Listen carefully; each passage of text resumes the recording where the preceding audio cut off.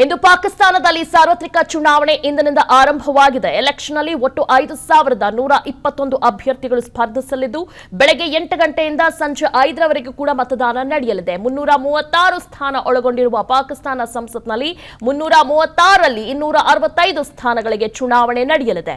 ಒಂದು ಕ್ಷೇತ್ರದಲ್ಲಿ ಅಭ್ಯರ್ಥಿ ಕೊಲೆ ಹಿನ್ನೆಲೆ ಚುನಾವಣೆ ಮುಂದೂಡಿಕೆ ಮಾಡಲಾಗಿದೆ. ಇದೇ ಸಂದರ್ಭದಲ್ಲಿ 593 ವಿಧಾನಸಭಾ ಕ್ಷೇತ್ರಗಳಿಗೂ ಚುನಾವಣೆ ನಡೆಯಲಿದ್ದು ವಿಧಾನಸಭಾ ಚುನಾವಣೆಯಲ್ಲಿ 12695 ಅಭ್ಯರ್ಥಿಗಳು ಸ್ಪರ್ಧಿಸಿದ್ದಾರೆ. ಚುನಾವಣೆ ಮುನ್ನ ದಿನವೇ ಅವಳಿ ಬಾಂಬ್ ಸ್ಫೋಟ ಹಿನ್ನೆಲೆ ಪಾಕ್ ದೇಶಾದ್ಯಂತ 6.50 ಲಕ್ಷ ಭದ್ರತಾ ಸಿಬ್ಬಂದಿಯನ್ನ ನಿಯೋಜನೆ ಮಾಡಲಾಗಿದೆ.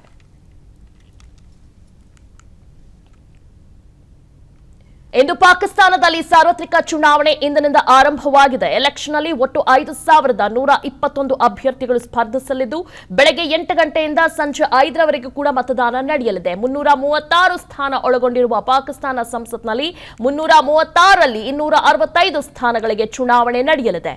ಒಂದು ಕ್ಷೇತ್ರದಲ್ಲಿ ಅಭ್ಯರ್ಥಿ ಕೊಲೆ ಹಿನ್ನೆಲೆ ಚುನಾವಣೆ ಮುಂದೂಡಿಕೆ ಮಾಡಲಾಗಿದೆ. ಇದೇ ಸಂದರ್ಭದಲ್ಲಿ 593 ವಿಧಾನಸಭಾ ಕ್ಷೇತ್ರಗಳಿಗೂ ಚುನಾವಣೆ ನಡೆಯಲಿದ್ದು ವಿಧಾನಸಭಾ ಚುನಾವಣೆಯಲ್ಲಿ 12695 ಅಭ್ಯರ್ಥಿಗಳು ಸ್ಪರ್ಧಿಸಿದ್ದಾರೆ. ಚುನಾವಣೆ ಮುನ್ನ ದಿನವೇ ಅವಳಿ ಬಾಂಬ್ ಸ್ಫೋಟ ಹಿನ್ನೆಲೆ ಪಾಕ್ ದೇಶಾದ್ಯಂತ 6.50 ಲಕ್ಷ ಭದ್ರತಾ ಸಿಬ್ಬಂದಿಯನ್ನ ನಿಯೋಜನೆ ಮಾಡಲಾಗಿದೆ.